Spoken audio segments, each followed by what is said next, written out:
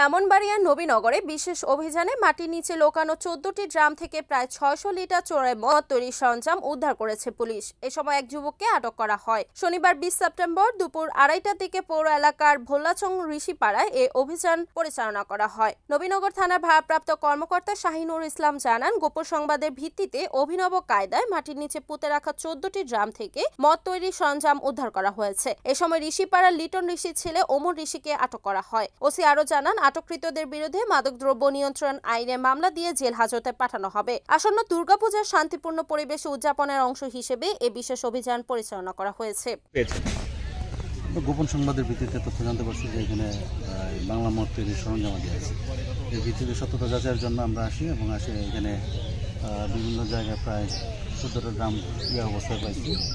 এগুলো উত্তোলন করা হবে এবং পরবর্তীতে আইনানুগ ব্যবস্থা গ্রহণ করা হবে। এ বিষয়ে আপনারা আসামি কতজন অ্যারেস্ট করতে পারছেন? এ পর্যন্ত আমরা একজনকে অ্যারেস্ট করতে পারছি। আরও যারা সম্পৃক্ত আছে তাদেরকে আমরা ধরার জন্য চেষ্টা করতেছি। পরবর্তীতে আপনার পদক্ষেপ কি? অন্য প্রক্রিয়া গ্রহণ করা হবে, অর্থাৎ নিয়মিত মামলা হবে। যারা এর সাথে জড়িত তাদেরকে গ্রেপ্তারপূর্বক আইনানুগ ব্যবস্থা গ্রহণ করা হবে। আচ্ছা, কত লিটার হতে পারে আনুমানিক?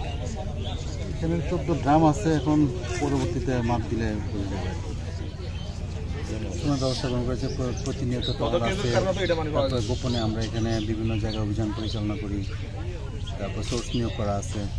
পাওয়ার সাথে সাথে আমাদেরকে তথ্য দিলে আমরা ব্যবস্থা গ্রহণ করতে পারি। আজকেও একইভাবে গোপন সংবাদের ভিতরে আমরা জানতে পারি যে এখানে আবার পুনরায় তারা একত্রিত হচ্ছে, পূজাকে কেন্দ্র করে তারা এই ধরনের কার্যক্রম করবে, অর্থাৎ মদ টদ এগুলো বানাবে। তো সত্যতা যাচাই করতে এসে আমরা এগুলো পেয়ে গেছি। তাই এর ধারাবাহিকতা অব্যাহত থাকবে। রিপোর্ট আবু হাসান আপন, NAN TV, নবীনগর, ব্রাহ্মণবাড়িয়া।